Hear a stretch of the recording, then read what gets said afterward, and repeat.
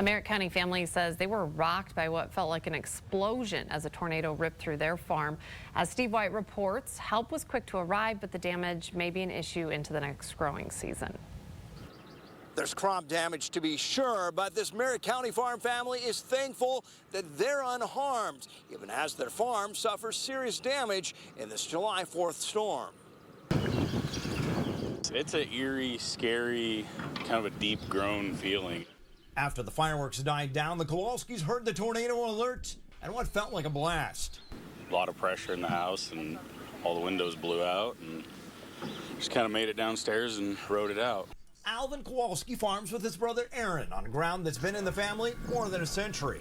My great-grandfather built it back in, we think, 1910, 1912, so 110-year-old barn got swept away and laid low last night. Aaron's place just down the road is fine. He says if the storm was 100 yards in either way, his brother and family would have a home. You just feel awful because, you know, you can't protect them like you want to, but they had a basement, they got there in time, so that's always good. Utility linemen and the insurance company were quick to arrive, along with fellow farmers bringing equipment and offers of a place to stay. Friends and neighbors are showing up, so now it's just clean up. Most of the equipment they'll need for harvest wasn't on site, and crops are looking good. But there's a lot of equipment they'll have to go through before spring rolls around again.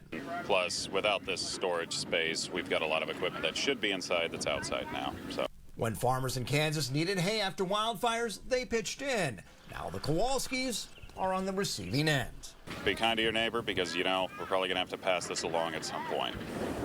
Help arrived quickly, but over the long term, there will be work to do, including removing debris from soybean fields. Reporting in Merrick County, I'm Steve White. Homes in Hall and Merrick Counties heavily damaged by a tornado overnight. Hall County Emergency Manager John Rosenlund reports at least 4 in his area. NTV's Taylor Leverett reports. Well, just hours after the disaster, parts of the roof of their home lifted, and as you can see, tree limbs cover their entire property here at the Meinke's residence.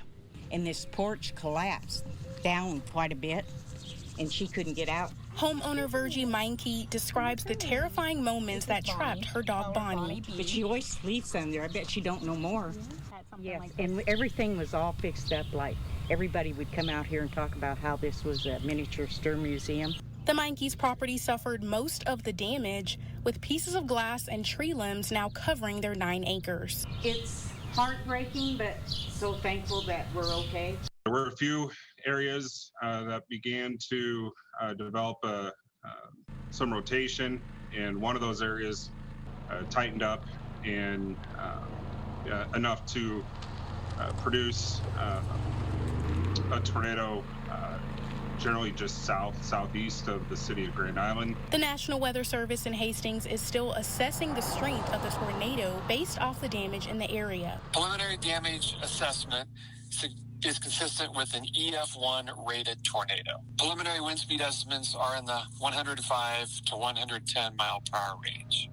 Now the cleanup has begun, and the Meinke family is picking up what's left. Despite structural damage to the majority of their property, the Meinkes tell me the she shed was one of the few buildings that made it. Reporting in Merrick County, I'm Taylor Leverett.